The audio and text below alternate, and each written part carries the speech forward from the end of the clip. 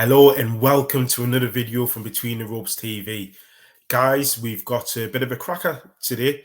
From the live, we were talking about Tyson Fury potentially fighting Anthony Joshua. There's been a little bit of an update, hasn't there, Yas? Do you want to take us through it? Yeah, good evening to all the watchers all around the world. There's been an update. Yesterday we touched on it a little bit on our live. We didn't really go into too much detail because it's just hearsay. But yeah, as soon as we got off, news started circulating around social media that Fury is saying that he wants to fight Joshua. So yeah, I mean, I initially read it and I thought it's just tactics as part of negotiation. Maybe the negotiations with Alexander Usyk are not going too well and whatnot. So he's just using that as a way to leverage himself to say, look, if you're not going to give me this amount of money or whatever, I'll just go fight AJ. But since then, we've seen developments. We've seen Eddie Hearn come on TalkSport today and Frank Warren, and they confirmed that yes, there are some talks there, and that Eddie Hearn was in contact with Frank Warren's son in regards to the fight.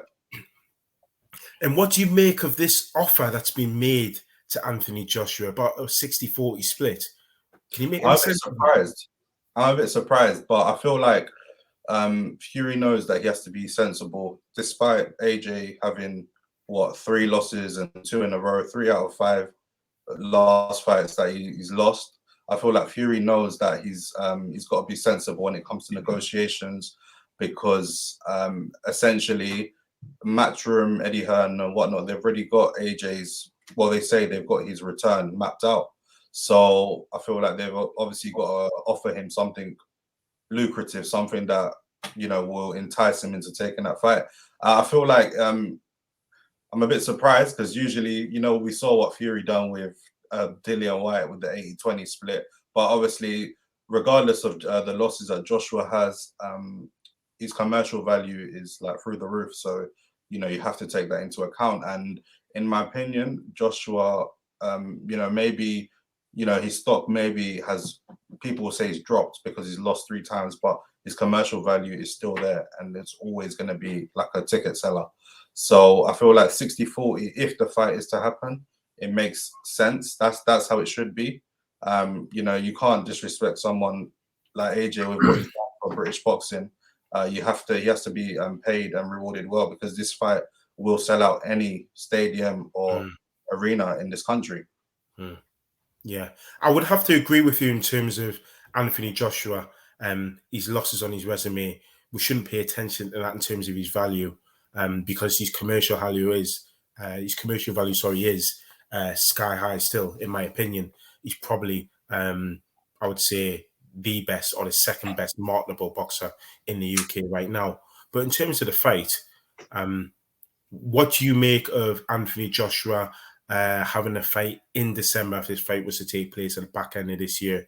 Do you think he needs this for his momentum to become more active, or do you think actually he had a hard fight, 2 hard fights against Usyk? This could wait until early in the spring.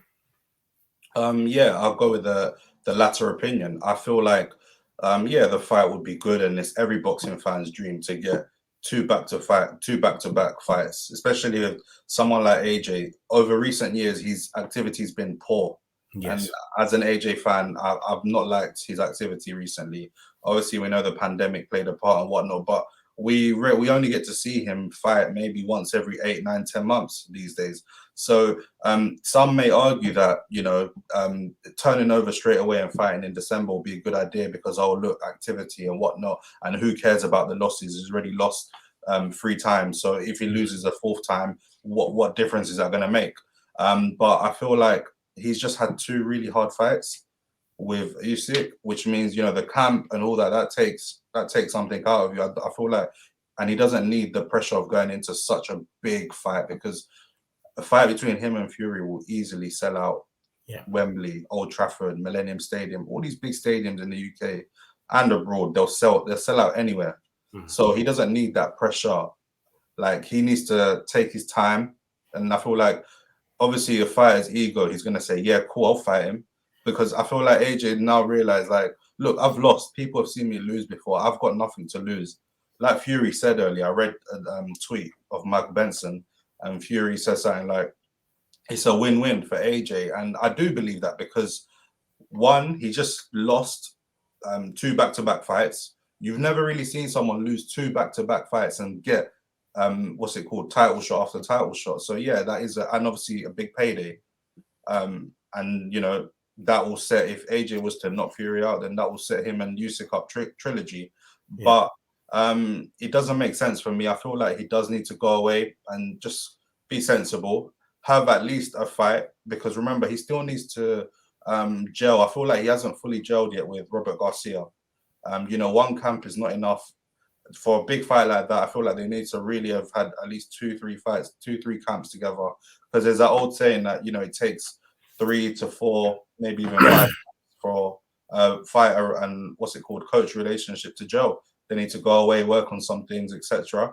Obviously, we don't know what the future is going to hold in terms of Robert Garcia, because, you know, there's been speculations flying around, you know, misunderstandings with what he's saying to the media and whatnot. So we don't know where AJ is in terms of, you know, head trainer and all that kind of stuff. So I feel like it's not a wise move if for him right now. He needs like a confidence builder kind of fight, like we said yesterday. Go in there and fight someone where, you know, it's a, he has more, not a pushover. So I'm not someone who's just going to fall over in the moment you tap him, but someone who, like I said yesterday, he has more of a chance of beating than losing.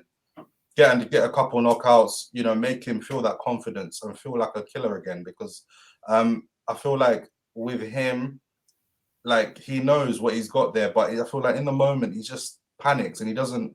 It's like he thinks twice before pulling the trigger. I feel like he needs to get that back into him, like not being scared to, you know, put his punches together and whatnot, and just start believing in himself and what he can do to people again. Okay.